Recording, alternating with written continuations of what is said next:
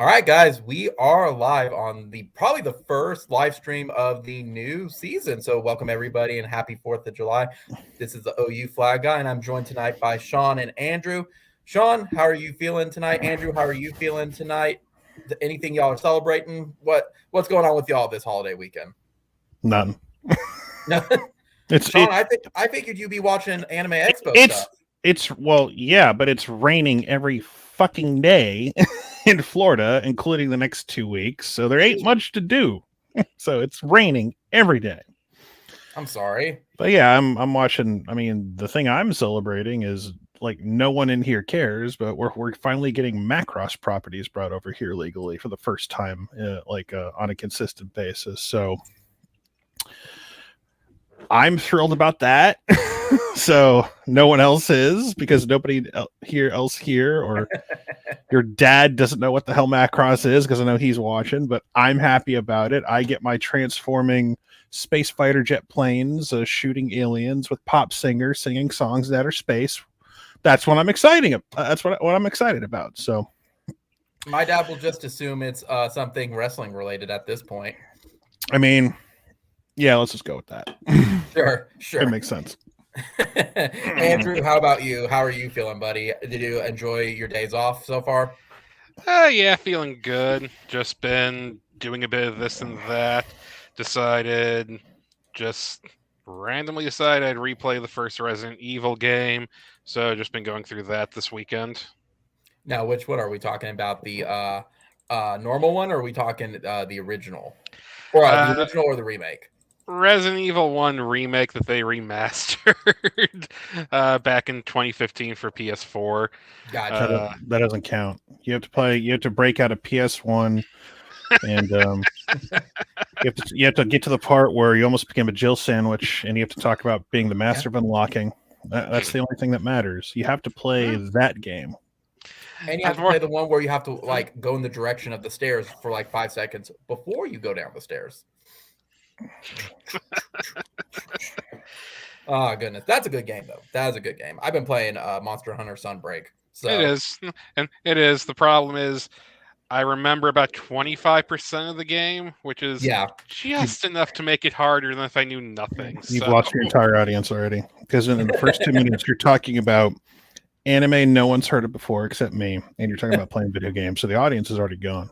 Dang. Sucks to be them, because we have an interesting conversation tonight, because we were going to talk about, a little bit of baseball. We were going to talk about some recruiting, but apparently the Pac-12 and the Big Ten decided to have fireworks of their own when USC and UCLA decided, peace out, guys, we're going to the Big Ten, which apparently they're trendsetters now. If you listen to, I think it's Dennis Dodds at this point. So I guess the big first question for you guys is, how was your reaction to that? Sean, my dad, as I mentioned to you, is very disappointed that you were sleeping during this news and just not on this point. I'm a veteran. I could nap whenever the hell I want. So, that's true.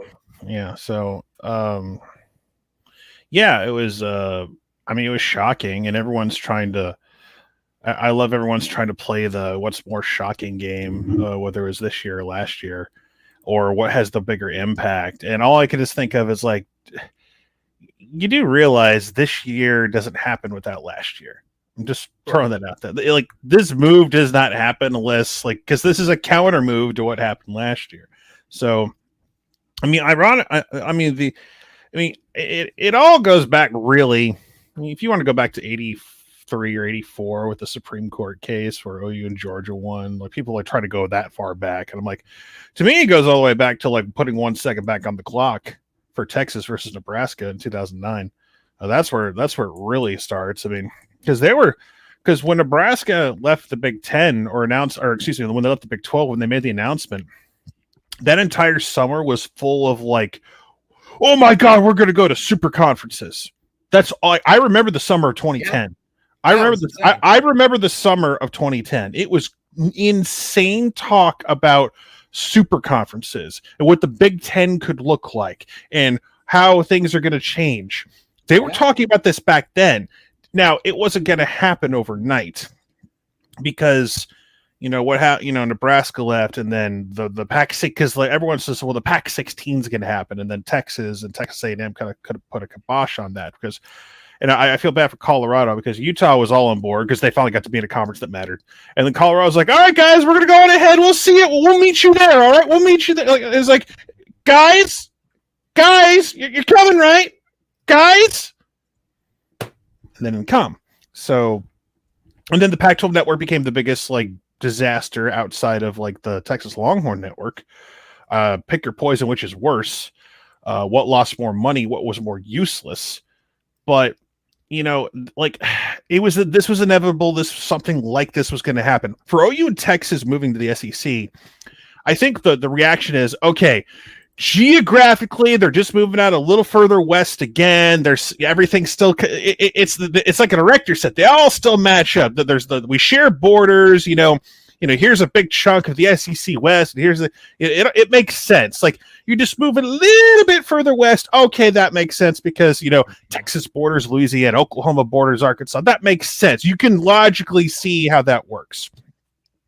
But then you look at the map, and people love. You look at the Big Ten, and they add Rutgers and Maryland and all that, and then way over here they go after market number 2 in Los Angeles. They got USC and UCLA. And it makes no sense to people. And everyone's waiting for the next shoe to drop or the next move. Mm-hmm. And if you're the Big Ten, I know they're kind of standing pat right now because they want to see what Notre Dame does. And good Lord. But still going after the prettiest girl at the prom. But they have to can't do that. We're the prettiest girl at the prom. No, we're not. And we already no, that's Arch Manning. But moving on. Okay. We'll get to that later. But if you're the Big Ten, you have to go get some more travel partners for USC and UCLA. I don't care what you like because listen, I'm sure it's fine in the meantime because they're doing this quick. This is going to 24. But really fast, were you surprised at the turnaround on it? Like within 24 hours versus what we had to do? Well, obviously this was like being done under, the cloak of darkness or whatever, however you want to phrase it, because they did it the very last day they could do it to inform the Pac-12. By the way, guys, we're taking off. Like what?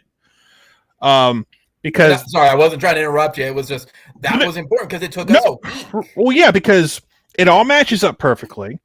Because the grant of rights for the Pac-12 expires this time in 2024, so they don't have to pay a dime, unlike OU and Texas would if they wanted to jump in 2024, which I'll get back to that in a minute.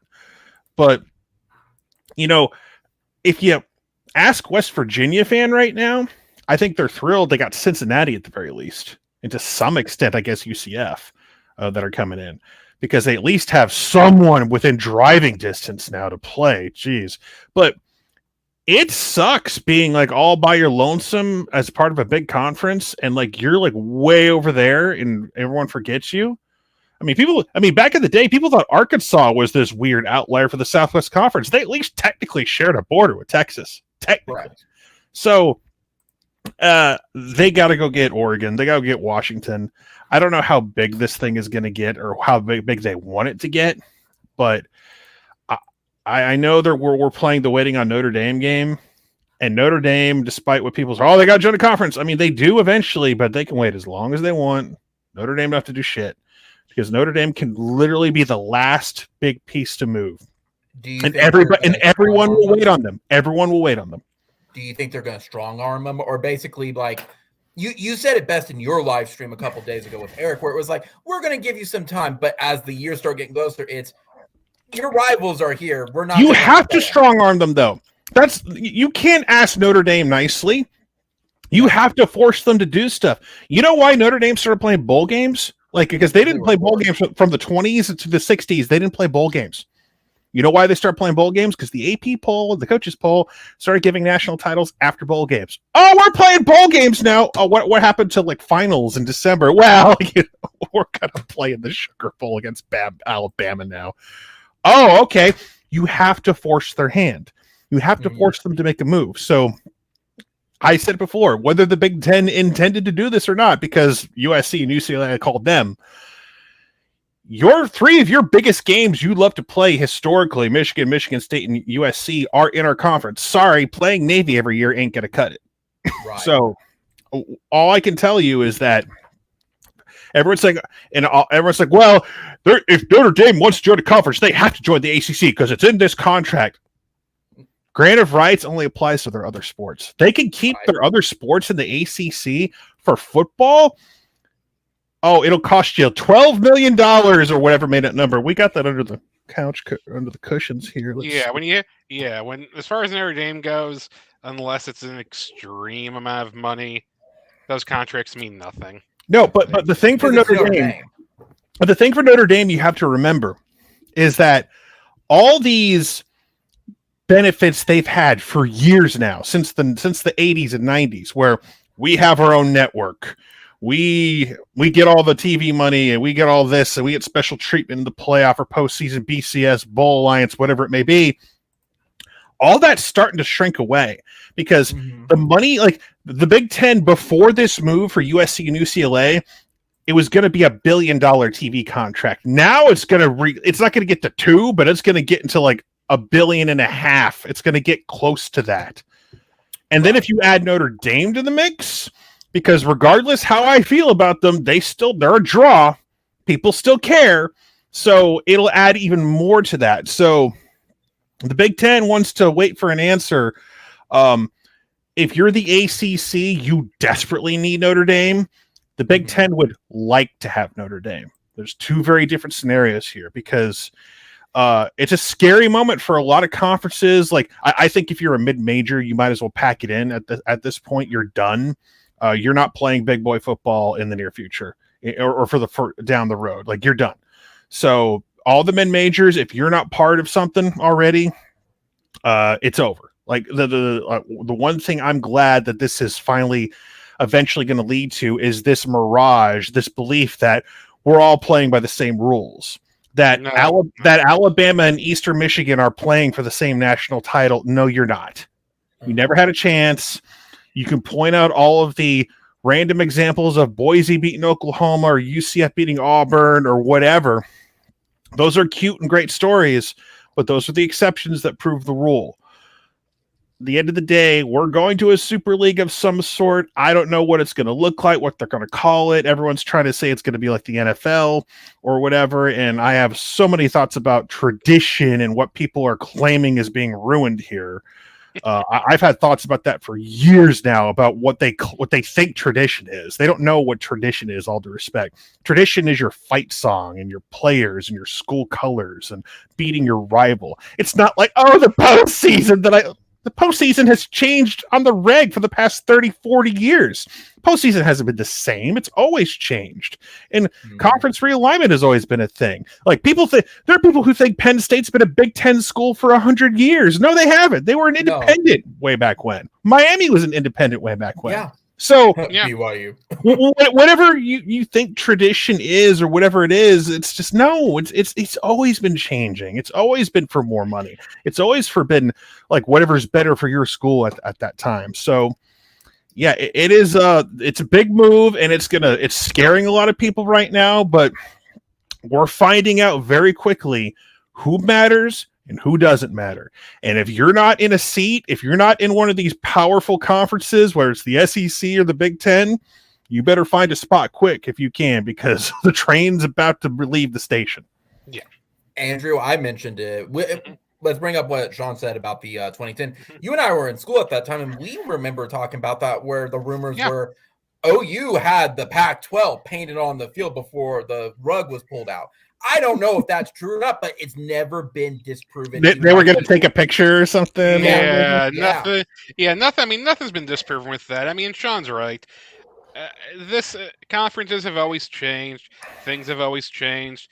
Things have gotten bigger. Things have shifted around. I mean, the only reason conferences existed in the first place were because you could, in 1950, you couldn't travel to LA that easy. You just didn't have the money. But now, I mean, it's different. There's still going to be a challenge with the Big Ten and USC there. But the by the end of the day, this stuff's always been shifting, and and we're just seeing where this is going with a natural conclusion. Like Sean brought up mid-majors. He's 100% right. Mid-majors have not been playing the same game ever in college football. And I've thought for years that mid-majors should just kind of give up, break off. But I know but mid-majors have hung around because they get money to get their brains beat out. And that's I suggested that live on the air in Orlando radio years ago. I said, why don't the mid-majors break away and do their own thing? And they were like, yeah. They want to hear that. Money. They didn't want to hear that. Money. It's just like in Oklahoma where it's like, well, the only championship that really matters is the 6A1. No, it doesn't. Yes, it kind of does. Like, I get it, guys, but it kind of does. Man, would Arch Manning even be a 3-star if he had to play 6A football? Anyway, yeah, I mean, we'll get to that. yeah. I mean, that's just where we are. Even going back to 2010. Man, that entire summer was crazy because no one had any idea what was going on. Correct. I mean, in this, I think we're getting a bit more clarity on this, because where I think this eventually goes is more like an NFL thing where the Big Ten and SEC play each other. I could be wrong. I don't think we have clarity. That's the thing. Yeah. I mean, everyone tries, because we did this last year. Everyone's trying to guess what's going to happen next, and you can forecast. You could say who's vulnerable. Because guys like Andy Staples said, the Pac-12, you should do something. You might to make a move. Eric said the Pac-12 needs to do something. Like, we're in kind of like a standoff here between the Big 12 and the Pac-12. Who's going to go after whom? Who's going to eat one, or who's going to shotgun? Yeah. So, like who's the best position to survive? And the Big 12. The Big 12 is getting a new commissioner with new ideas, outside the box thinking. I don't know if this dude's going to work with who he worked with, Jay-Z or whoever the hell he worked with, but yeah. I don't even know. But someone's got to make a move here. And if you're the Big 12, I'm not saying you're going to be a power league. You'll be I think if you do make this move, you go after the Arizona schools, you go after Utah and Colorado. I think Washington and Oregon is a pipe dream, because I still think they're going to hold out and they can be part of the Big Ten. I think that's what they really want to do, because the Big Ten's like, hey, Washington, Oregon, we're waiting on Notre Dame. We'll get back to you. And Washington, Oregon will do that, because, I mean, their two choices are wait for that, or the Pac-12 has got a big poaching. They got a poach move. But for Oregon and Washington, who cares? Who cares if you have to wait 4 years or 5 years, whatever it is, to join, even 10 years to join the Big Ten, Pac-12. Well, you don't want it to be 10. Yeah, it's still a win for them. Because here's the problem: if you're the Pac-12, your grant of rights expires in 2 years, and if you're a Pac-12 school, you're in no hurry to sign no grant of rights. If you're a Big 12 school, you're in no hurry to sign a grant of rights, so that expires in 25. So, who's going to make the move? If you're the Big 12, OU and Texas are gone. You've already added 4. You get those 4 schools. You're a 16 team. I'm not sitting here and telling you you're on the same level as the Big Ten or the SEC, but you're not a mid-major either. You will have too many solid football programs to be ignored. So you will have to somewhat be part of the conversation if there is some sort of super league. Now, if you're the Pac-12, you should have done this last year. You should have went after, when the Big 12 was teetering, you should have went after Oklahoma State. You should have went after TCU. You should have went after these schools. But then they have to split the money more ways, which is what they want to avoid. If you add more schools, you drive up the price somewhat. You got to pay them more money because you're adding more markets. You're adding more quality too. They didn't believe it. It's obvious the Pac-12 didn't believe that though. Otherwise, but Pac-12 leadership is bad anyway. But I think they just thought adding Tech and Oklahoma State were really, you're just adding more mouths to feed for not that much more money. But you have that. But you have that Texas footprint still. You don't have that right now. I'm just saying what they believe. I'm saying Pac. I'm just saying what they believed. I'm not saying it's right, but I think that's what the Pac-12 believed. I would say that, and Sean, you brought it up before, where I think it's them wanting to Texas Tech and Oklahoma State was that central time zone. It was more about that even versus the market before, so people actually knew what was going on the West Coast versus Pac-12 after dark.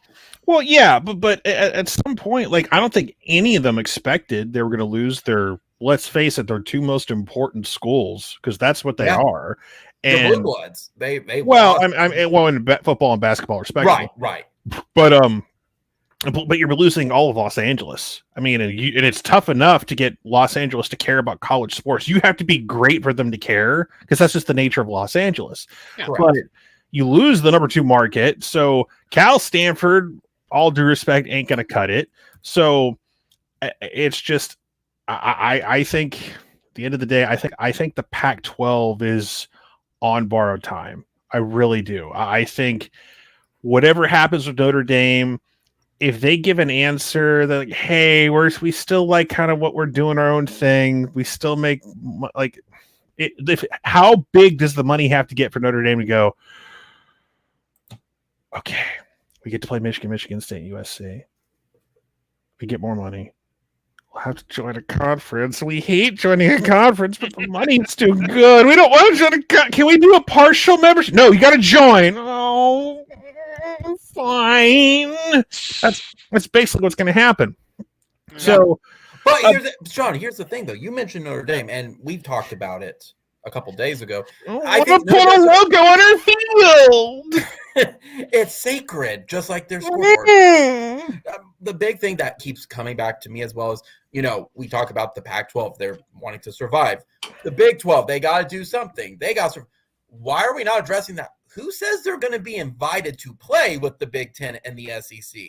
Well, I know that's long term. But if you're viable, if you have enough teams that matter, you can still have a seat at the table. Listen, we're all rushing to think that the Big Ten and the SEC are just going to swallow up all these teams in the next year or two. I don't think it's going to be that quick. This move has happened. Like, I think the next big move is going to take a while, potentially. People are, it's going to happen really quick. Is it? Are we sure about it? Because we thought that last year. So I think everyone's going to take a step back, go calm down. I mean, this alliance thing, they shook hands. And they promised they wouldn't do bad things to each other. The Big Ten went LOL as they were crossing their fingers behind their the Big Ten is like a supervillain who has the sniveling weasel little underling, like their top underling, and that's the Pac-12. And in order to survive, they threw them out of the moving vehicles so the superheroes could capture them, and said, But boss, why did you boss? And the main villain gets away, and the superheroes get the underling to send them to jail or whatever. Bring me the brain, Igor. Master. Bebop and Rocksteady got left behind, so Shredder and Krang can get away. The Pac-12 and ACC voting against the expanded playoff gotta be one of the biggest miscalculations of all. Yeah, both leagues. Not just an expanded playoff, but automatic bids. Bet you wish you had automatic bids now, bitch. Definitely, yeah. I want them. Hindsight's kind of a little 20/20, and that's the thing. You brought it up, Andrew. We keep talking about the Pac-12 and the Big 10, or the Pac-12 and the Big 12. What about the ACC? What's going to happen to those guys? I'll tell you exactly what's going to happen. They're going to get eaten by the SEC. The ACC is doomed too, because if they lose Notre Dame, if they lose the football partnership, because the ACC has just been I can easily see the northern schools getting swallowed up by the Big Ten, and depending on how the SEC feels, people say, well, Florida doesn't want Florida State in there, and Clemson or South Carolina doesn't want Clemson in there. And I'm like, well, Texas A&M didn't really want Texas, and that happened. So you're telling me it can't happen? Now, maybe Texas A&M didn't have that, founder status or whatever that's been there for however long. But you're telling me that from a brand standpoint that yes, if we're creating super leagues, that Florida State and like Clemson would jump at the chance to be an SEC school. Absolutely. Are you kidding me? Florida State would too. I don't know where Miami fits into all of this. Miami feels like there are so many years where I thought Miami should have dropped football, but we'll see what Cristobal does. But don't count out the Big Ten going south and getting like a Georgia Tech or a Miami or somebody like that. They want to have. Go on. No, because like they might want to have a footprint in the South, yeah, which might force the SEC to swallow up those teams just to prevent the Big Ten from getting them. So if they want to control their region, like if you really want to have the Civil War dividing lines, I'm literally a Civil War dividing line between the North and the South in college football. You're probably going to get it. That's probably what's going to happen. Yeah. So. Again, I think at some point we're going to get to anywhere from 40 to 50 to maybe even 60 teams. And, Big Ten's going to have their own playoff. SEC will have their own playoff. And we're all trying to guess a postseason format. But, I mean, they say we'll have our own playoff with blackjack and hookers. On second thought, forget the playoff. But it's looking like it could possibly happen. Like the pipe dreams of one day they'll break away from the NCAA and do their own thing. That day's coming. I don't know when, but little by little, it's happening. If there is one thing that could force Notre Dame to join a conference, it would be the SEC and Big Ten saying we're hosting our own playoff. Big Ten playoff champion versus SEC playoff champion. Yep, and that's going to be who ends up. If there's one thing Notre Dame cares about more than anything, despite not doing it since 1988, they care about being able to compete for the national title in football. And if you take that away from them, they will play ball. They will play ball. And I think that's what's going to happen. No guarantees, obviously, because, like you said, we don't know anything. But I think that is what's going to get them to join is Big Ten versus SEC. They're saying this is the new playoff format, and everyone else can suck eggs. I mean, you get into that point too. It's like outside of, in my opinion, for the Big Ten, Washington and Oregon because of their market, as well as like Oregon with Nike money, and you got Clemson and Florida State. Who else do you get? Like I've said, well, no, you get North Carolina without question. Oh well, North Carolina, that's fair. Yeah, but that. You get the Virginia schools. Who has the resume though? I've already said I think the first one's resume is irrelevant as far as I'm concerned. There's some stuff that I think is going to be an Rutgers got into the Big Ten, Josh. So I don't want to hear about resume. Well, what I think, they kind of created this. They played the first ever college football game, so I guess they have to be here. But they're not. They don't even have something to celebrate. It's like a track field. Hey, Greg Schiano got them to be ranked like number 2 once or something or whatever. I don't know. The Rutgers did something once. So did Ole Miss and Mississippi State, according to them. But no, I guess Ole Miss beat Bama back-to-back years. Have you beaten Bama back-to-back years? No, you have not. Be quiet. I don't play football either. But in all seriousness, what schools would almost be like, sorry, bros, we're not getting in, because my thought is like BYU, Baylor, and TCU. Peace out, guys. You ain't getting in. Well, I mean, any religious school that has like issues playing on certain days or wearing certain kind of underwear, is always going to be, how important are you? But, the fewer religious schools, the better, because they're just a pain in the ass to work with anyway. But I mean, Notre Dame's the exception, of course, but I mean, they have money. Yeah, they have money. But no, it's you're also they're Catholics too, which makes them even more obnoxious. So shout out to all the Catholics out there. It does get into that resume though, and Andrew, you and I talked about where it's like we're starting to see even the in-state schools compete, where it's like, I see it with Kansas State. Well, just Kansas have that we don't have basketball and other stuff. I overestimated their basketball appeal because I thought last year they were a shoo-in to land somewhere and nobody was in a hurry to get. The thing is, nobody cares about college basketball. Nobody. They care about filling out a bracket in March, which I think that's gonna stay the way it is. That's it. That's all people care about with college basketball. In fact, tell you what, name me one of the top 5 college basketball players this last year. That guy Zion out of Duke. That was 4 years ago. Zion was out of Duke. Wasn't that long ago. Yeah, it was 4 years. They just renewed his contract for like $200 million. It's been 4 years since Zion, but that's my point. Yeah, basketball is nice. Have you watched the NBA draft this year? Magic got like a guy from Duke. I should be excited about. So he's pretty good. I thought you melted down with Magic. I melted down because they drafted a guy they didn't interview, allegedly, and I'm like, what if this guy's a crack dealer on the side or something? You don't know who he is. You didn't work him out or interview him.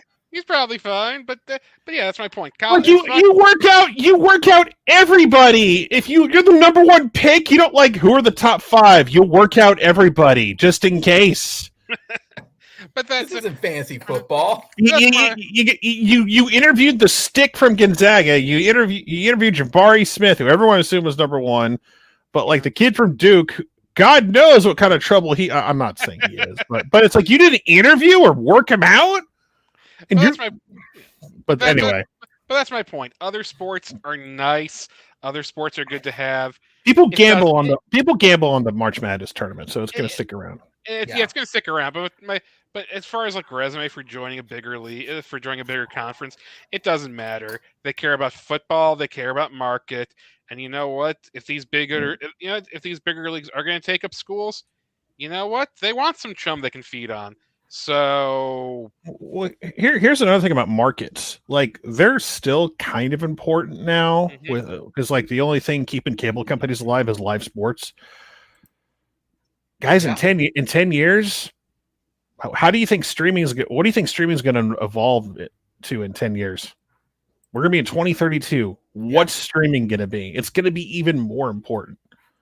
So I think the cable companies will all have to basically evolve into internet provider companies because that's most of them are that anyway. Mm-hmm.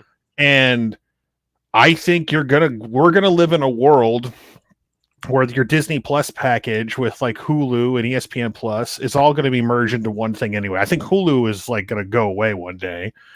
They're just going to merge it with Disney. And I think your Disney Plus is also going to have ESPN Plus. You double the price of it or whatever. And then at some point, you're going to have over-the-air ABC on that thing. Like you'll have like a national ABC. Now you might have some local stuff depending on how things work, but I think they'll figure out a way where because like they do that with YouTube TV. They give you your local affiliates or YouTube TV. Yeah. But I think that's what it's going to turn into. I think you'll have access because if Disney Plus can handle the traffic of like the new Mandalorian episode or whatever, for example, they can handle a college football game. Yeah. So they can handle like USC versus Ohio State on week 2 in September. So Disney just has to bite the bullet. They've already, I mean, all the stuff in Hulu is already on. In the UK, there is no Hulu, and all of the Hulu stuff is already on Disney Plus over there. They can do it. And Fox will have to figure their shit out. But you know, like Fox or CBS, like it's gonna be a battle. Like who's gonna get the Big Ten rights overall? Because ESPN locked down all of the SEC. That's the new home of the SEC. So you have Fox, who's trying to figure out. They're gonna always have a connection to the Big Ten because the Big Ten network is a Fox thing. So all these like the Big 12, the Pac-12. CBS is going to be looking for content. They're going to want CBS is going to want a piece of the Big Ten pie. I don't think the Big Ten is long for ESPN, ABC. I think that's going away pretty much. I think they'll still talk about Big Ten football, but it's going to be weird because my entire life watching college football, Big Ten football games have always been part of like the ABC/ESPN family. So that's going to be different at some point where it's going to be pretty much SEC football and whoever can else get something from ESPN.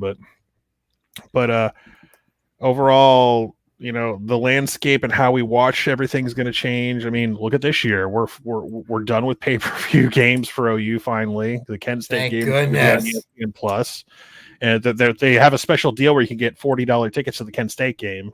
So get them while you can if you want to go to that game. But for talking about tradition and stuff I brought up earlier, people complaining about, oh my God, college sports is being destroyed. It's this and that.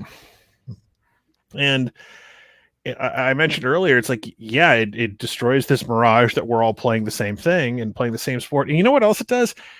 It's going to destroy all those garbage games. Because here's where we're at right now, guys. We're in July. July just started. And this is the first month we really start to feel it's getting close. Because media days, because recruiting's heating up. We got media days for all the big conferences happening. And we have to pay attention to all of them now. Pay attention to all of them now. And then once you get to August, August is the slowest month of the year. And it sucks because every single day you're like, when's college football happening? When's college football happening? And then the problem is once you get to September, there's Georgia, Oregon. Oh, Georgia, Oregon. I can't wait to watch that game. Or week 2. Oh, Texas, Alabama. I can't wait to watch that game. There's a handful of games you all circle. But you look at the schedule and it's just this laundry list of trash. I mean, tell me I'm wrong. It's a laundry list. You're right. No, you're right. Every week there's who goes through the schedule every week? It's like, what's my viewing schedule? If you're not going to a game, if you're going to be at home or having a watch party, you always go down. All right, I'll circle that one. Circle that one. Circle that one. How dare you insult Youngstown State, Kentucky? Exactly. So that is week 3, by the way. That is but you don't do that with the NFL. Like for the NFL, it's like, oh, that one. Ooh, I got to get red zone for this. Like there's at least 2 or 3 games in the 1:00 kickoff slot you like, and boy, that national TV game at 4:30, Dallas versus Philadelphia, or just the helmet game is exciting. That's what you're going to get with college football. You're going to get more regular helmet games that will excite you on a regular basis. Like, and it's like the tradition, and we're going to find out what rivalries matter. I apologize to the Ohio State, Illinois rivalry people out there who think that one matters so much for the Illabuck Trophy. But that's hurtful, Sean. I love it. Oh, Purdue and Indiana play for that bucket or whatever. Brown jug. The Little Brown Jug is cool. I actually like the Little Brown Jug. That is cool. I kind of dig the Little Brown Jug. But in all seriousness, though, it's just I'm sick of all these. And listen, it's cool when one of the little group of 5 teams upsets a crappy Auburn team one year that wasn't going to do anything. Those are funny, and we're going to lose some of that, I guess, the jokes. But the world kept spinning when we lost Texas A&M. But we're getting that back, and that's kind of we are. That's cool. My point is, that's the tradition, though. Everything keeps spinning. And there are losses, but. Right, but your schedule is going to look like there's going to be, instead of having, 50, 60 games that you try to, you're going to have 20 to 30 games, and at least 10 of those are going to be appealing. 10 to 15 will be appealing to you. And it's going to be a lot easier to digest. You can, okay, we have this, and this. And I look forward to that. And because non-conference games, I don't know if they're still going to exist. You might have one, but if you get to these big league games, these big super leagues, if you have 20 teams in your league, you're going to play 10 conference games, 11 conference games. Why would you play? You're not going to be playing North Dakota State. Or you're not, because Sean, it's the most American thing to help out the little schools so they can build up their programs. Yeah. Socialism is really big in college sports all of a sudden, huh? One of the biggest conservative, more conservative fans in football fandom, but they sure love socialism because I love my dad to death, but we would talk about bowl games and stuff. I was like, God, these bowl games suck. He's like, oh, it's about, you get to go this. It's about old men wanting to have that little bit of glory that they couldn't get because they just weren't good enough. And I hate to say that. I don't mean to be mean spirited, but like, not everyone's meant to be a great college football player or a great pro football player. You peak at some point. You peak, and that's it. That's as far as you're going to go. I'm adding to that, and not every school needs to have football. Well, no, it's not your. I'm saying the quiet part out loud. It's a privilege to have a good football program. I mean, and I'm sorry if you're not invited, but at the end of the day, we decided a long time ago what football teams we like. You know why the USFL is failing and no one's watching it? Because we decided a long time ago we like the NFL and we like those teams. Yeah, I haven't watched a snap of USFL football because I don't give a shit.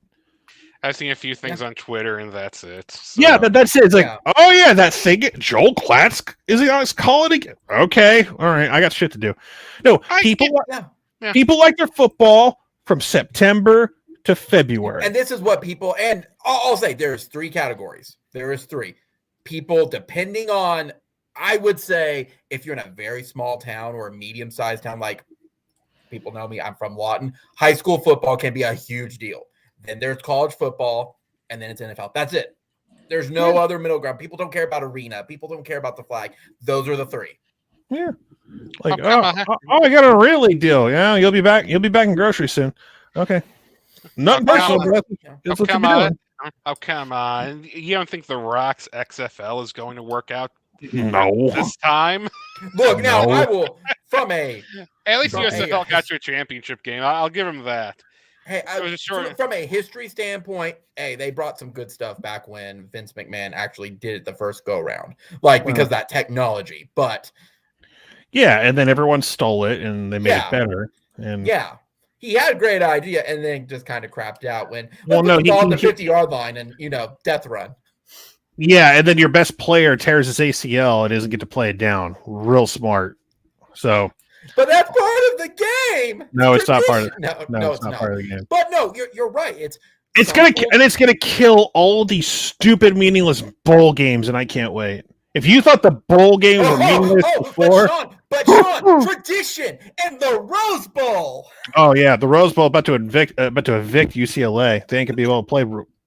Like you know what the Rose Bowl is good for now? Flea markets and furry meetups. That's what the Rose Bowl is good for now. Exactly, that's what it's good for. Don't forget, Rutgers will finally be able to play there in a regular season game, but they'll be able to play there. Yeah, UCLA just getting evicted from the Red Jackets because they destroyed their priceless tradition. It's a building. You could rent it out. It's just a building. It's true, and the kind of the sketchy part of town too. Kind of. Not Pasadena? I've been to it's not sketchy. No, the bowl gate, like the bowl area. It's a part of the sketchy part of town. Well, no, not the Rose Bowl. Really? No. Where it's like when it's up, the game. The sketchy part of it's in Pasadena. It's a beautiful dude. I've been to the Rose Bowl. It's in this like giant park. Yeah. That it feels like the Rose Bowl is here until you actually see it. It's like, whoa, there it is. Oh, okay. No, it is not in a sketchy. Now, look, there was when OU played UCLA a couple years ago, the Jalen Hurts year. There was someone getting shot in the parking lot, but that was an isolated incident.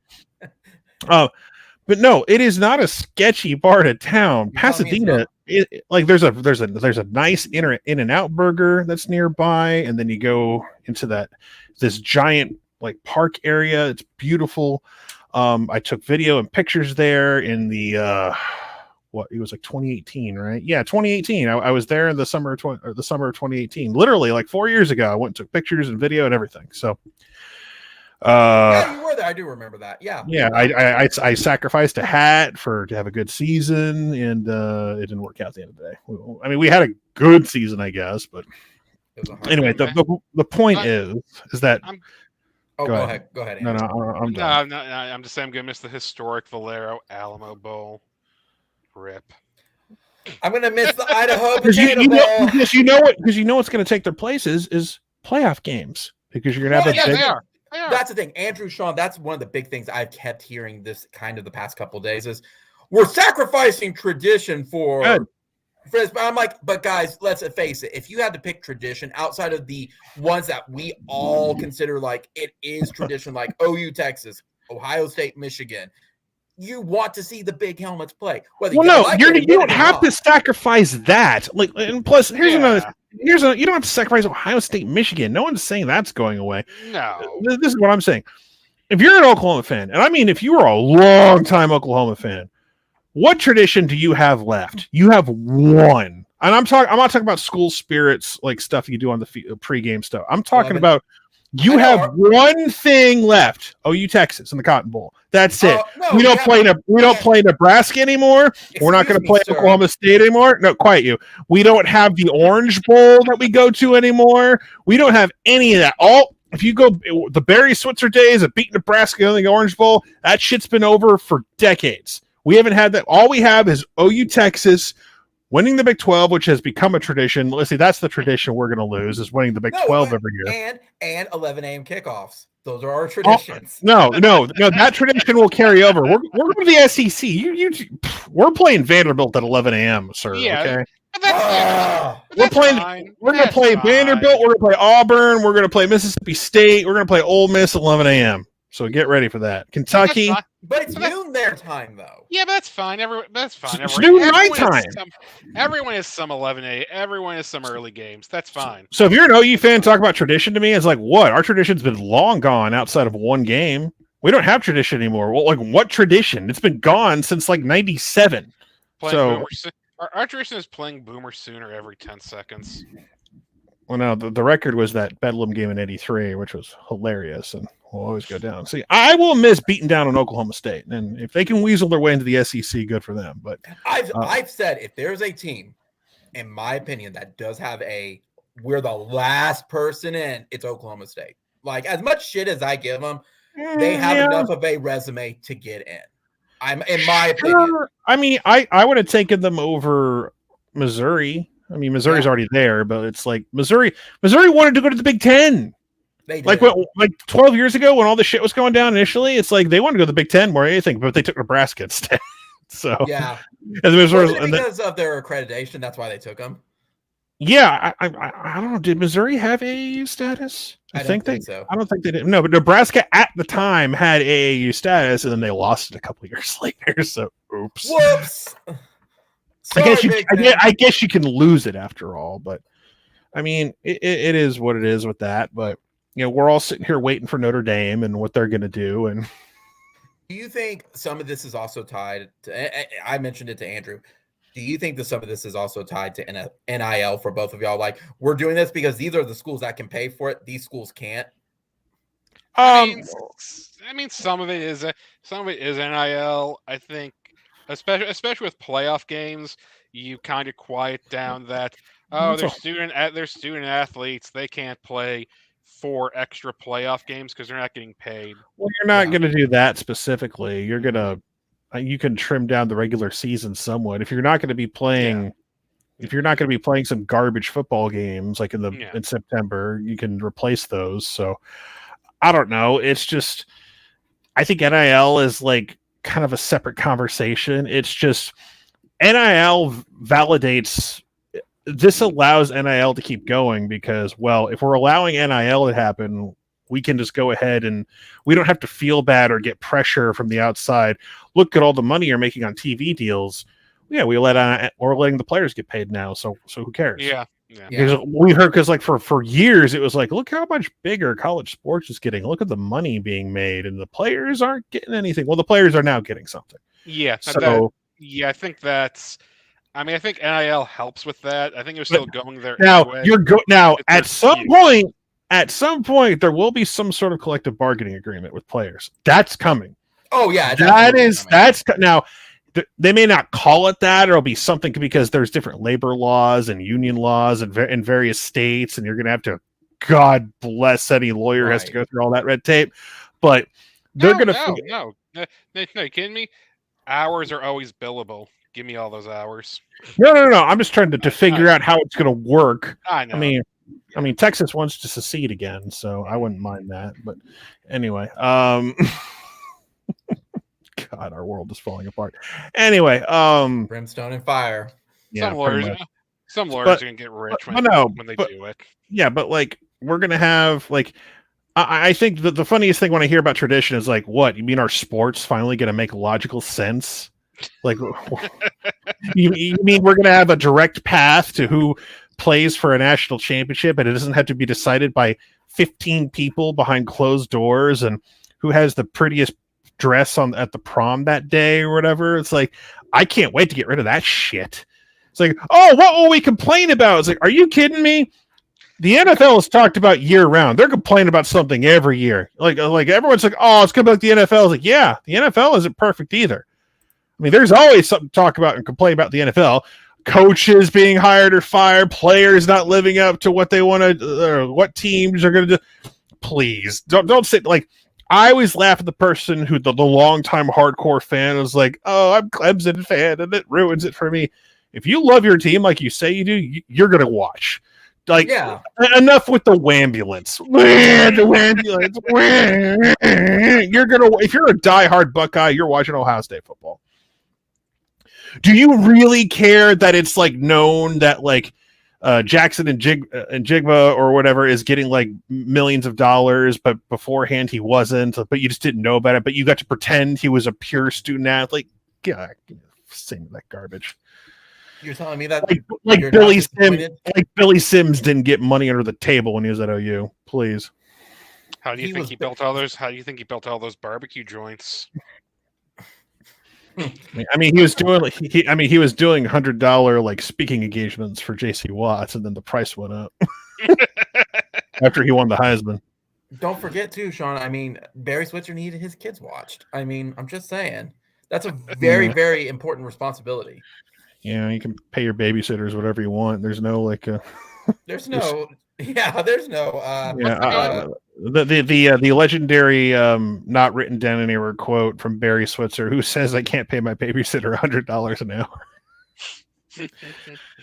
Like that's like a legendary quote that he may or may not have said. I don't know if it's written down anywhere, but it's like Barry Switzer would say something like that. He would. That's the thing. It's so in character of him and be like, yeah, that's right. Yeah, that's right. I can't do that. Speaking now, we've gone 52 minutes, and I have to bring this up because you brought up a coach. Is Lincoln Riley about to throw himself out a window? Well, I mean, he was held at gunpoint and put out that statement like today or yesterday about how great it is going to the Big Ten. So we'll do it through grit teeth. Probably. Like I'm seeing USC fan on Twitter. Oh, they totally told him. Yeah, maybe a week before it happened. It is. What you think they told him in December? First of all, this wasn't happening in December. Yeah, this happened fairly quick. Like I mean, within the span of Lincoln Riley, they called the Big Ten called USC and UCLA the same day, and they just joined. I mean, it was just such a tough decision. Well, no, they were doing this was happening over the past couple of months, but you know, but like no, but if you're Tebow, it's like, oh, I don't get to feast on weak Pac-12 schools anymore. I only get 2 seasons of that, and my team's not ready. So you better pray you're ready for Big Ten football because they actually play some real football up there. Wisconsin will run the football up your ass. Oh, that's gonna be fantastic! Iowa, I cannot wait to see this. Iowa will harness the power of those sick kids with cancer in their hospital, and they will whoop you down for 4 quarters. And don't forget. Go ahead, Andrew. Wait, what's a fullback? And what's a fullback, and why are there 3 of them on the field at the same time? Oh, fuck. Don't forget, once USC gets up there, too, because there could be a potential they're overranked. There's always Purdue. And then he finds out that Ryan Day cosplays Lincoln Riley better than Lincoln Riley does. So because he consistently gets the best wide receivers in the sport. And uses them. I'll be honest. Do you think, and it probably won't matter because they may be out at that point. Do you think some of the players that transferred there, do you think they're having buyer's remorse now at this point from going there? No. Yeah, they were going to follow him anyway. If we're talking about Caleb, yeah, he was going to go where he went. So yeah, whatever. I mean, it's all about recruiting, and recruiting is God bless Texas and what a great June they had. I mean, they got the resurrection of Christ and a bunch of 3 stars. So congratulations. You got and as far as recruiting goes, it's 3 seasons away. Anyone there now isn't thinking that. And if you're going to USC with Riley, you're still thinking Lincoln Riley is a great offensive mind who is going to put you in the best position to get drafted. Gotcha. It was just a curiosity question. I don't agree. I don't agree with it. I can't wait to see 7 and 8 win USC this year. It's gonna be great. It's gonna be fantastic. Over and under, Lincoln leaves after this year. If the NFL gives him a call, sure. He ain't taking another college job. Where is he gonna go? The Mountain West? Hey, don't insult Bowling Green. They have a good program. I'm going no this year because I don't think that many NFL jobs are going to open up this next year. Son. You don't think that? Have you never heard of Black Monday in the NFL? I've heard of Black. I've heard of Black Monday. Don't sit here and tell me that Mike McCarthy can't be fired. All right, McCarthy's gonna be fired. Oh, he's gone. McCarthy's gone. But don't. Yeah, there's not gonna be many jobs open up. Well, Andrew, Sean just buoyed you. I just mean not like the previous years where we've had like 8 openings each year the last 2 years. You don't need 8 openings. All you need is one. All you need is one. That's all you need. There's gonna be at least one. There's gonna be more than one. That's true. I just don't see it happening this year. I just even with Dallas, even if Jerry Jones loves him, Jerry's going after Sean Payton. If he's going after anyone. I don't know, Sean Payton's kind of like done. I think he's just done. I think he's tired. I think he is too, but I don't see it this year. Maybe Sean Payton's tired, man. Some guys are just like, you don't want to turn into like that game ages, that league ages you like no other. And anyway, but yeah, it's congrats to Texas on their having the Christ is back apparently. He has risen and he's going to lead Texas football back to prominence. With a guy that even my dad went, I don't see what's impressive about him. Nothing. He played. Manning. Yeah, but he's a Manning, so he's guaranteed success. It doesn't matter that he embarrassed himself on national television against a 3A Florida school that everyone said that he was going to beat.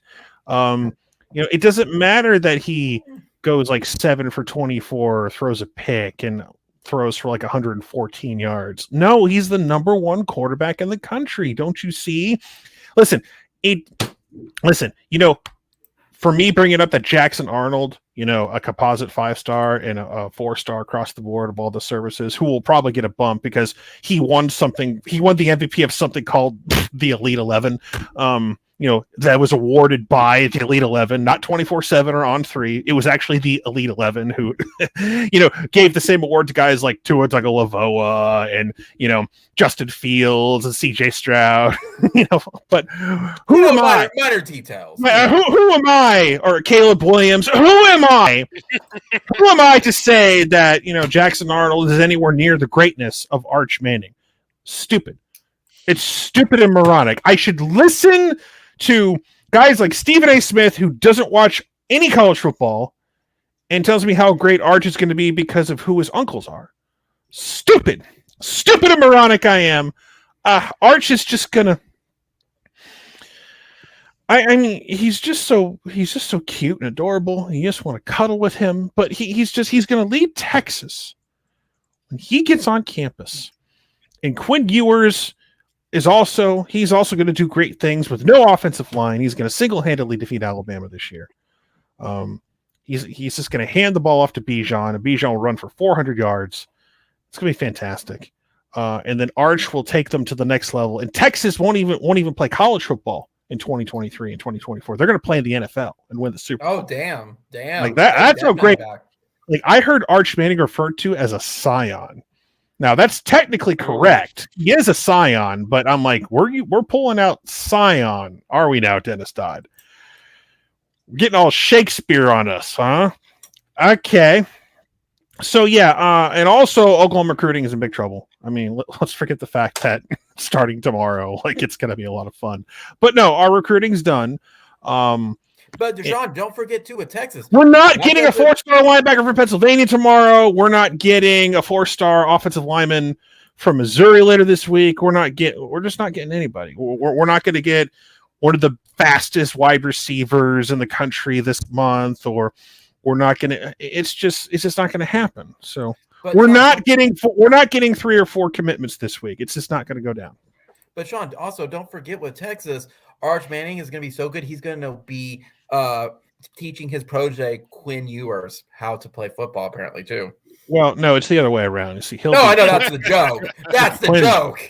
But here's the thing: like Quinn Ewers, with no offensive line, is going to lead Texas to glory.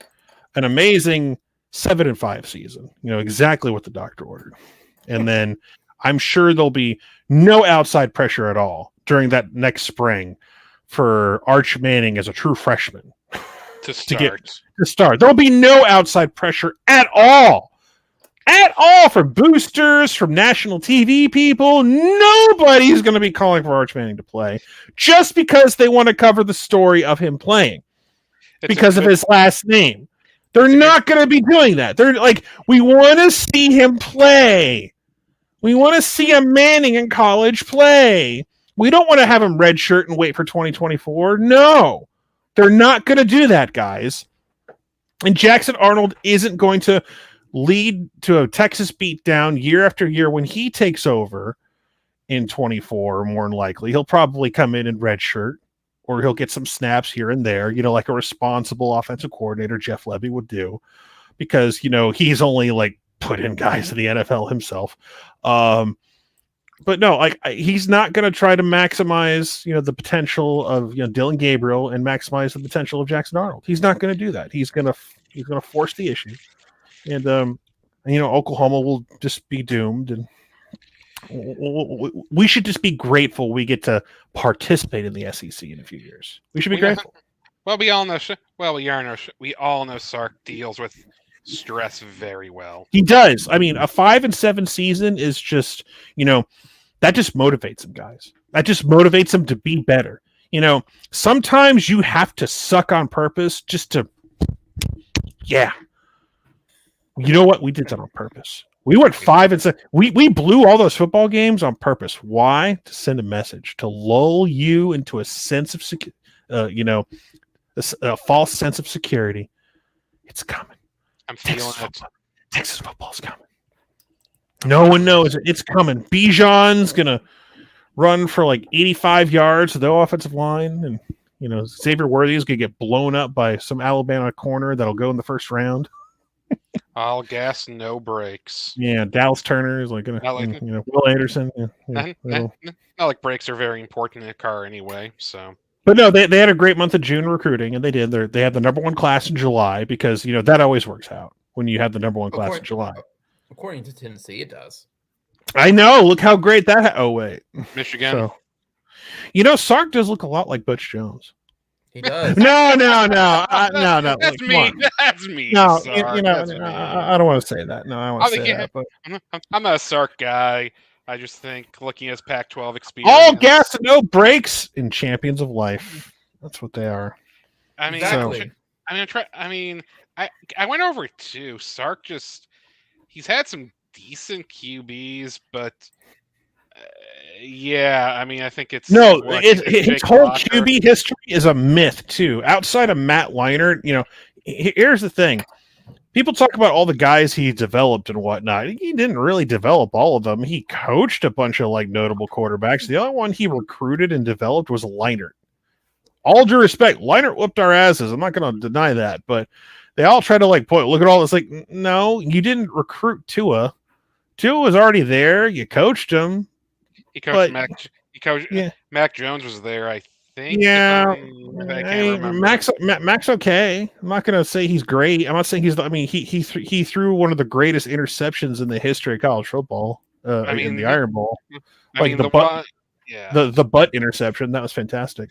It was his butt. The guy at Washington after Locker just didn't do anything, if I remember correctly. I heard all great things about Jake Locker once. I destroyed Jake Locker once in a video. It was fun. I destroyed Jake Locker during the cover campaign for the video game, which better have custom conferences next year. But Do you think they were in the loop on that? By the way, like, yeah, Well, shit's coming. Y'all should take breaks a bit. Well, they may have custom conferences based on how the old game worked, where the max is 16 and you have 2 divisions. So I wish you the best of luck on that. But anyway, just recruiting for this week for Oklahoma is going to be fun, starting tomorrow, and then we'll see where things go from there. It's going to be a heavy week. It's going to be a heavy week this week, and then I think it's going to lead into the weekend. I think Dalen Smothers is going to commit this upcoming weekend. You know, the big 4-star running back out of North Carolina. So you got Phil Piccolotti, the linebacker out of Pennsylvania, which he's a 4-star in Rivals, a 3-star everywhere else. Yeah. You know, I think he'll get you don't just walk into Pennsylvania and get a highly touted linebacker, especially when Penn State is like linebacker U and all that stuff, allegedly. Yeah. So you're going to Pennsylvania getting a 4-star linebacker. You're going to North Carolina getting a 4-star running back. You're going to Missouri and going to get yourself a 4-star offensive lineman. And we're just kind of waiting on kind of hard dates for other guys like Jaquez Petaway, big time top 100 player wide receiver. He's expected to name a date soon. Yeah. Peyton Kirkland is the Orlando kid. Please pick OU. It's kind of a 50-50 on that one, but he's near the end of the month. Derek LeBlanc, who's coming down to OU in Florida. A lot of Florida guys who cover Florida are picking OU. And Florida's a dumpster fire recruiting right now. It is not good. Is it just because of Florida State and Florida being bad, or just like? Well, no, they're they're turning on Billy Napier quick. He hasn't even coached a game yet, so they're just not sold in the program. Yeah, it's not great to be a Florida Gator right now. But who else am I missing here? Anthony Evans is the guy we're keeping an eye on. What about it doesn't look like they're announcing soon, or a hard date, but Logan Howland and PJ. Logan Howland is possibly going to be this week. There isn't I don't think there's a day yet, but I know the question said he was the next commit, but that's going to be Phil Picciotti. PJ Adebawore, good Lord, pronouncing that name. I think he's getting close, imminent. So we'll see. But this potentially, we could double our current recruiting class size by the end of the month, and we're gonna go from the 40s into easily top 15 by the time this is all said and done. So. But the big fish we're going after, David Hicks, is going to be he's going to be an all-star game a decision. Yeah. So we're going to wait till January on him. What about the other ones that look like they're going to be coming anywhere from July 23rd to 29th, like Derek LeBlanc? I already mentioned him. Ben Minnick. Safety. Don't know. Maybe we'll see. I haven't heard a date on him yet. We're kind of waiting on a couple other safeties. There's the kid from Notre Dame who everyone thinks is going to flip to us at some point. What about there's the LSU kid who's committed, who's also at safety, who might flip to us. You may have mentioned it, but I may have missed it. What about Akana? He's a linebacker. He's committed apparently that he's coming in the 29th. Yeah, there's some guys at the end of the month that are going to take visits, like Makari Vickers, who's a big time corner, is supposedly going to take a visit. We're waiting on in-state guys like Jacoby Johnson. Yeah. So it's just there's no until they put out on Twitter or social media, this is when I'm going to do something. We're all kind of waiting, but this week is going to set things in motion for OU. So. Yeah, July's always been our big one for that. Well, I've said it for a while. July's become a big recruiting month, and with, the way things have changed with NIL and this is interesting with Brent coming in and having his philosophy: don't commit unless you're going to not take visits. It was going to be interesting to see how July was potentially going to look, because we're used to July being, because there was the feeling that we may not get a bunch of summer guys. We would have to wait till the season. But it's looking like that's not really affecting things as much right now. And by the end of the week, I think it'll feel like business as usual for the most part. And the funny thing is that this class is probably, if it ends up the way it could, I think it can. It'll be a solid top 10 class nationally. Yeah. And then 24 is like setting up to be that. I think that's the year to get excited, because I think 24 is the year where you can go after a top tier quarterback again. Lagway. You can go after an in-state kid who's at IMG, David Stone, who that kid's been hyped up. He is being hyped up as the best defensive line in-state recruit since Gerald McCoy. So I think, how are we feeling on him? Very good. Very good. Okay. Like he's a 4-star. He's ranked in the top 10 in 2024. Name me a top 10 player in any year that didn't end up a 5-star. Exactly. Like I've heard people say that out loud. He's not a 5-star. He's ranked in the top 10 nationally for 2024. He's not a 5-star yet. Chill. David Stone's the real deal. So yeah. But no, like this could be one of our better defensive classes in a long time, and we're not going to be short on offensive talent either. So it's for a quote unquote first year class for Brent and all the new challenges that he may or may not have expected to deal with. Things are lining up at the moment, looking good. Now we got a long way to December. So despite how this week goes, I'm not going to celebrate and say it's over, because you still got to make it to the finish line. Is there one that because I'm trying to look at the list, not just like Twitter, but also to like 247. Is there a guy that you're wanting that he may still be on the fence at the moment? Job's an in-state kid. I think he put out his top 3. It's like Bama and Michigan State. A lot of people think it's Michigan State. Job is kind of a project. He's kind of like, you remember Nathan Rollins Kabage? Remember him from Oregon? He was kind of a project too. He ended up transferring, but he just had this raw athletic ability. That's kind of what Job is. He got bumped up to a 4-star status. So, I would like to have him just for the potential. I would like to have as many front 7 bodies as possible. As of today, there's still kind of a hope he could pick OU still, but I think, Mel Tucker is doing a heck of a job at Michigan State. So Mel Tucker's gone. Mel Tucker's legit, and he's going to be a power. He's going to keep Michigan State a regular power in the Big Ten while he's there. So yeah, like that dude earned his paycheck year 1 during COVID, when after getting embarrassed by like Northwestern, he goes and beats Michigan with like barely knowing his players' names. During COVID. And then year 2, just look at what Michigan State did last year. They beat Michigan. They don't win the Big Ten. They go to a New Year's 6 and they win it. Without their star player. And granted, without Pitt's star player too. So you're both down your star players. You won the Peach Bowl.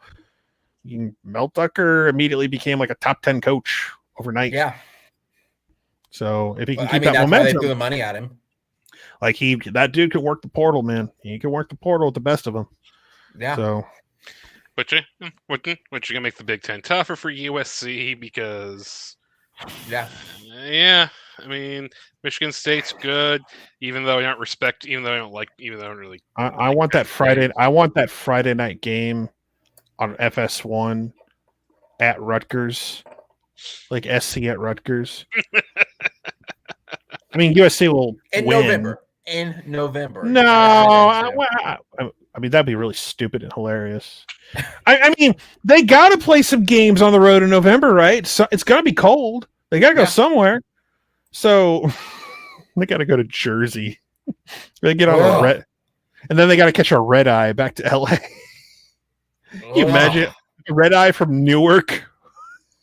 From Newark or JFK, they got Newark or JFK or LaGuardia, and they get on a red eye. I've done a 4-hour flight from Orlando to LA. That feels like it's forever. That's only like 4 hours. It's longer if you got to go from like, instead of just like south to south. It's like, but oh goodness, yeah, that's got to be like a 6-7 hour flight, easy. Maybe 5 or 6. Maybe 5 or 6. And they got to do that a lot. That's the thing. Well, they don't got to go to Jersey every time, but like you're hoping you can get like, Nebraska. That's like that is your outside of UCLA. That's your closest conference opponent at the moment. Oh man, I was about to say too. Lincoln, you got to play Lincoln, Nebraska. I was gonna say, why don't they just go like hole up at a camp somewhere for 2 weeks and practice? But they have to come back home. Come back home. Like they're gonna have like of the quote unquote 8 blue bloods that people say are blue bloods on a consistent basis. You're gonna have Nebraska, USC, Ohio State, and Michigan. So you have 4 of those teams, and the SEC is gonna have Bama, OU, and Texas. So that's 7, and they got Notre Dame, who's just kind of like out there somewhere, trying to figure out what to do. Quality, not quantity. I mean, yeah. Again, we're going to find out who matters when this is all said and done. It's also coming down to, as you said, it kind of the Civil War thing. It's Fox versus ESPN. That's what it's coming down to as well. Yeah, it's going to be liberals versus conservatives. That's what's happening. Fox being the conservatives. Actually, it's funny because the quote-unquote liberal network's going to own the South. The conservative network's going to own the North. How did this happen? So, Fox Sports is just Fox Sports. It's not like Fox News, but it's like it's funny when you think of it that way. That the North is going to be owned by Fox, and so. But think about it. Fox News is like in New York. CNN's in the South. Is in Atlanta. Yeah. So I guess that kind of makes sense when you think about it. So it does. Yeah. There's irony in the world. Sean, I would say no. LSU and Florida, they're not blue bloods. You don't just get that term. That's just not that. Wait, who Sean, said? In the chat, Sean was asking, would you call LSU a Florida blue blood? No. You got to be like an ancient tradition. If you weren't winning national titles where there was like black and white footage, you're not a blue blood. Yeah, it's what you've always said. I need to show me black and white footage where you were a national power. Then we'll talk. Florida didn't really emerge as a power until the 90s, and LSU's the kind of the 80s. I'll give them the 80s. Give them the 80s. Spurrier was a god on that campus in the 60s. He won the Heisman, but they weren't like a national power. But people like throw out blue blood for all these teams. Like no, it's a special club. Like to me, there's only really 5. People like to add Texas, Nebraska, and Michigan in there. To me, the 5 are always Bama, Notre Dame, USC, OU, and Ohio State, in no particular order. Those are the 5. And Texas is in there because they paid to get in there. Well, no, you look at Texas historically. It's like, why are they a blue blood again? It's like they're okay because you see all these gaps and you see all these like they don't really put together back to back double-digit win seasons very often, unless it's Mac Brown. Mac Brown was the most consistently winning coach year after year they've ever had. That includes DKR. And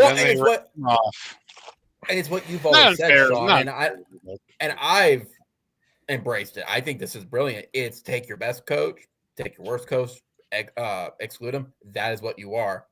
You're right. With Texas, pick Mac Brown or Darrell Royal. That is what your team is. It's a good 10-year run.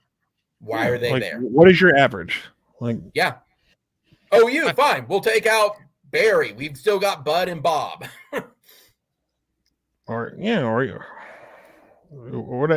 Some basically. So yeah, it's like people like whenever I hear Clemson's a blue. No, they're not. Clemson's new money. Clemson's like you gotta be more than you have to be generational. Do your grandparents remember when your team is good? Okay, they don't. Okay, so you don't. I've even been convinced you don't lose it. Like even as bad. You can if you go away for long enough. For 100 years, I don't know about it don't take 100. Yeah. It takes like 2 generations. If you're irrelevant for like 2 generations or more, and Nebraska's teetering on that. Yeah. Nebraska's teetering on that just a little bit. Even Michigan. Tennessee is not a blue blood. Even Michigan got to the college football playoff. Tennessee fans get so mad when I say that. It's like you guys aren't fucking blue blood. It's like you're not even. It's like you're not even the best team in your conference. You're not even. They had a great run with Fulmer, but that's it. Can you make the argument that you're the best team in your conference historically? If you can't legit make that argument, I don't want to hear it. Can they make the bet? Can they even make that argument that they're the best team in their state? LSU, LSU is more right to that than Tennessee. Well, no, but it's like who were like historically the old timey conferences? Who was the best team? Like in the Pac-12, it was USC. In the Big Ten, it was Ohio State or Michigan. In the old Big Eight, it was OU, Nebraska. In the Southwest Conference, it was Texas A&M, and mostly Texas because A&M has been trash more years than not. The thing you have to remember with Tennessee, though, too, with it is even before Fulmer, they were kind of just there. They never did anything. I mean, they have their moments at times, but I mean, Tennessee has great like fun. They have great tradition.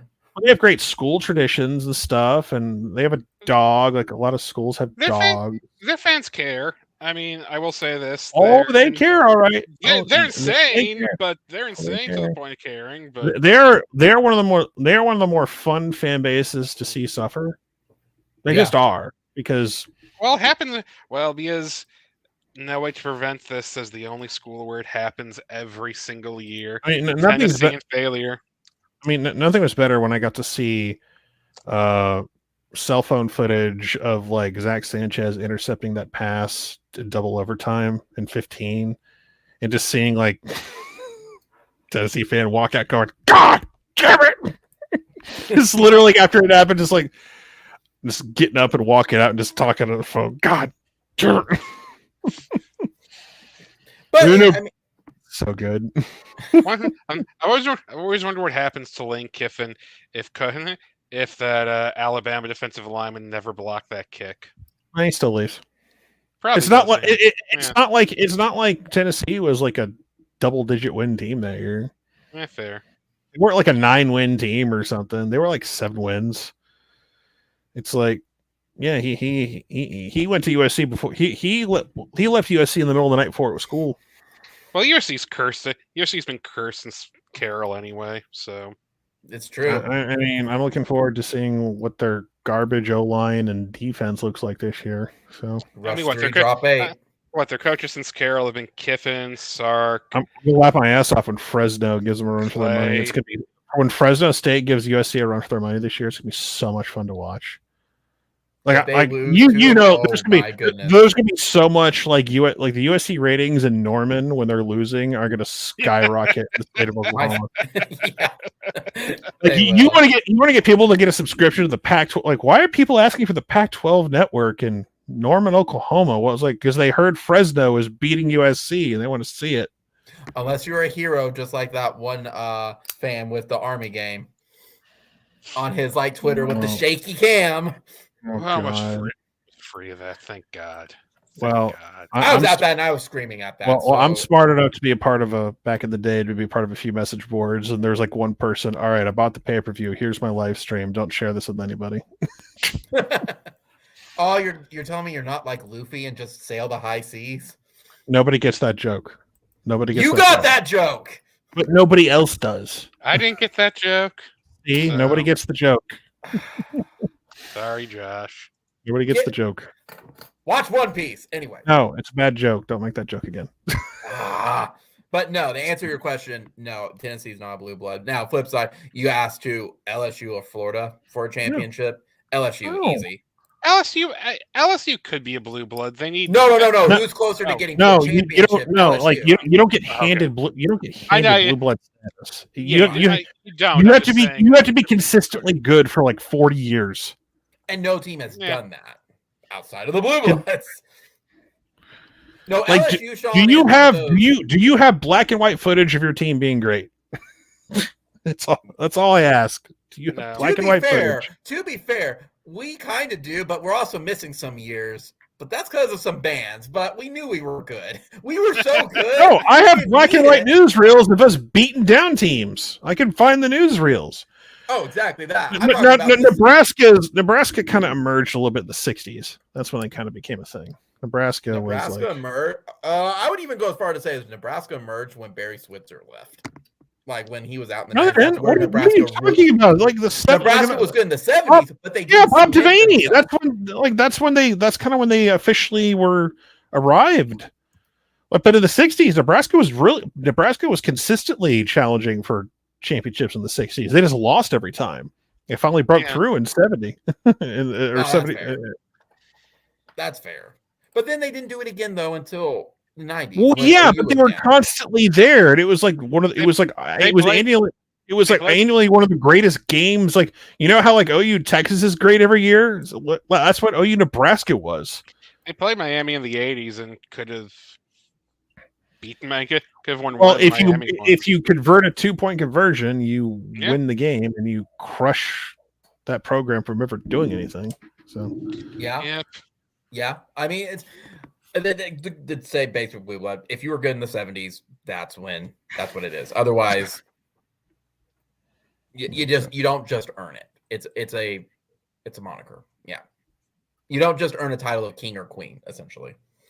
But yeah, it is what it is. So, we got about 5 minutes left. Sean, do you got anything else on anything football wise? We got media days coming up. I'm looking at the chat, just trying to cover anything I haven't seen in the chat. Well, we got a couple weeks before media days, but this week for OU is all recruiting. It's just recruiting. So I'm looking forward to seeing how it all turns out, and see how we bump up, and maybe there'll be more conference realignment havoc going on. But this week it's going to be all about recruiting, and then the next week, the week out, like I want to say it's like the 14th is Big 12 Media Days. I'm looking at Big 12 Media Days. Yeah, it's the following week. It's like 13th and the 14th. Not this coming week, but the next week. So that will be my focus during that week, and we'll get to see Brent. We'll get to see who he brings with him and all that. And I'm looking forward to all the media day chaos, because that's kind of it's the unofficial start of football season is media days.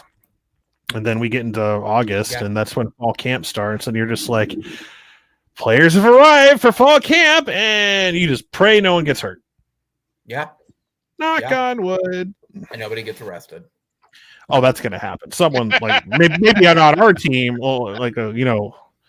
listen, last April was fun. We had the best arrest last April. Oh my God. Like robbing your weed guy. That was my favorite one. You'll go down robbing your weed guy, because you still needed a weed guy for some reason. I guess was pot technically not legal yet, or it's legal now, right? Only medical is.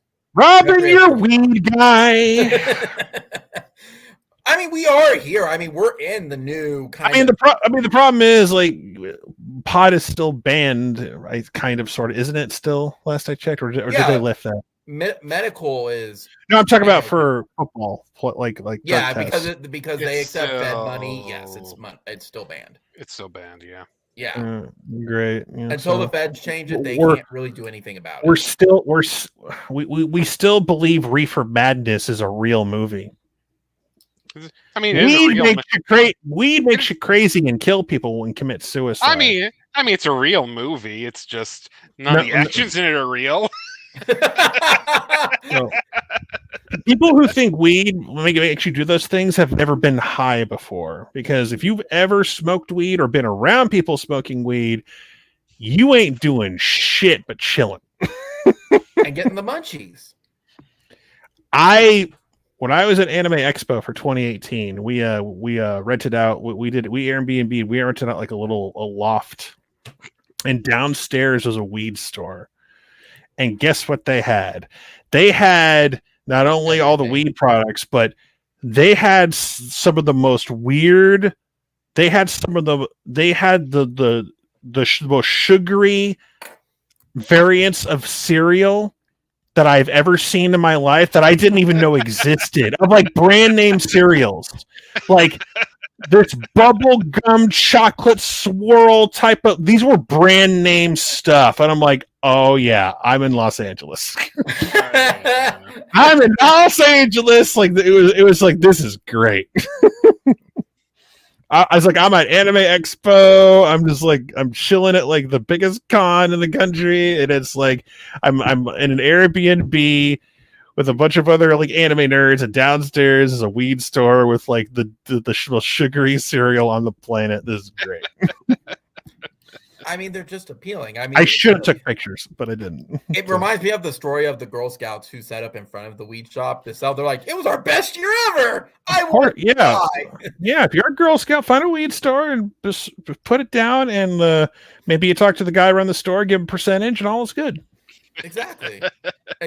I mean, they banged. They made like $50,000. It was ridiculous. Listen, if you offer me Samoas, I'll do some things I'm not ready to say on this stream for some Samoas, man.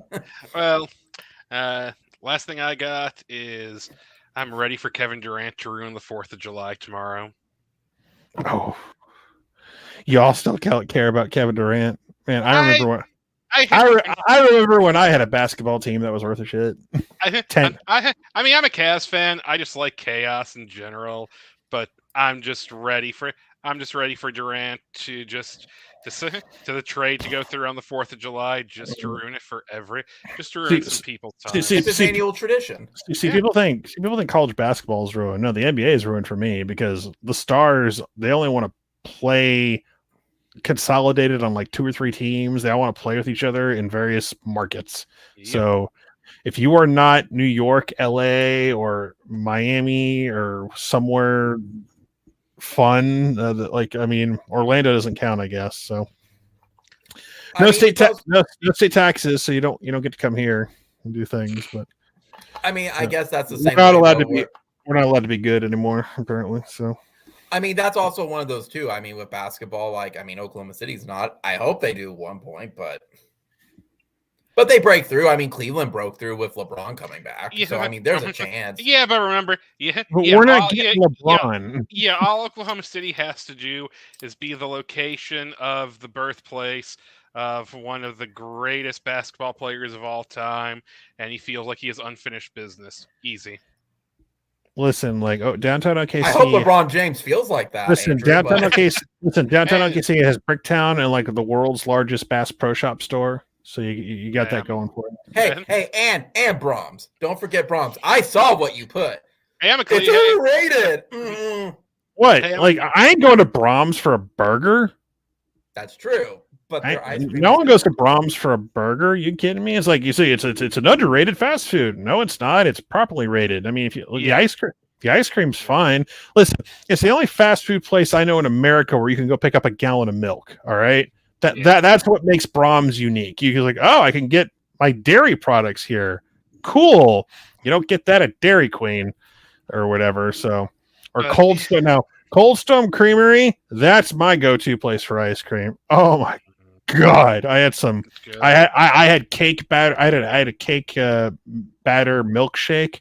Yeah. Oh, so good. But Josh, yeah. I mean, it's. I don't know. I don't know. I'm just a fan of pure chaos. So any more chaos we can get, give it to me.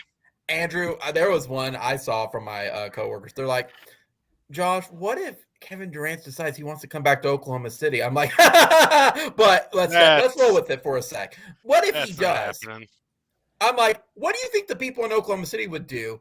They ain't gonna embrace him immediately unless he wins them a championship. He's not coming back to. No, he's not. No. I'm like, whoever said that, look, that's fantastic to talk about. It's clickbait. He is not coming back to Oklahoma City.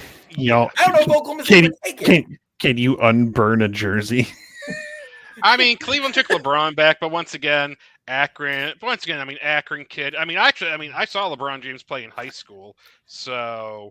But he came back and then left again.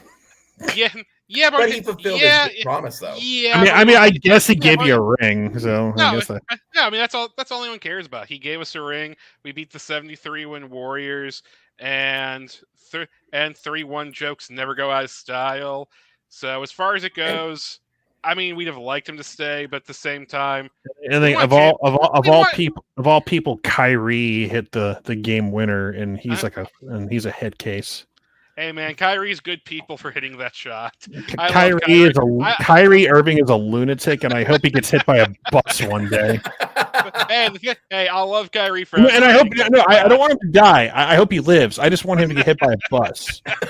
I want him to survive. I don't wish death on him. I just want Kyrie Irving to literally get hit by a bus. Is it on your bucket list?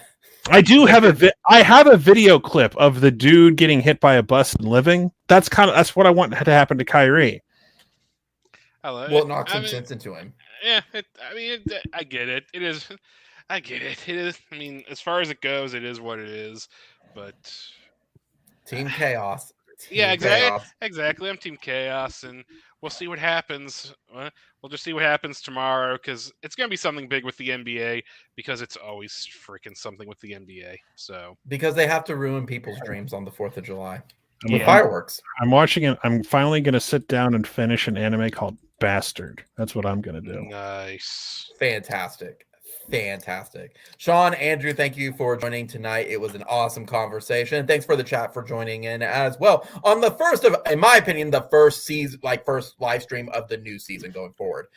So everybody remember, comment, rate, subscribe, hit the notification bell. When we go live, you know to tune in. So again, we'll have another live stream here in 2 weeks, and I think we'll be recapping who came in from recruiting, what we're looking forward to, any new recruitment and new realignment news. We'll talk about it all. We'll have media days to talk about. Exactly. We'll have some more content. So everybody, you have a wonderful, safe holiday weekend, and we'll catch you all here in about 2 weeks. Sean, Andrew, thank you again. Have a good one. Have a good one. Sooner.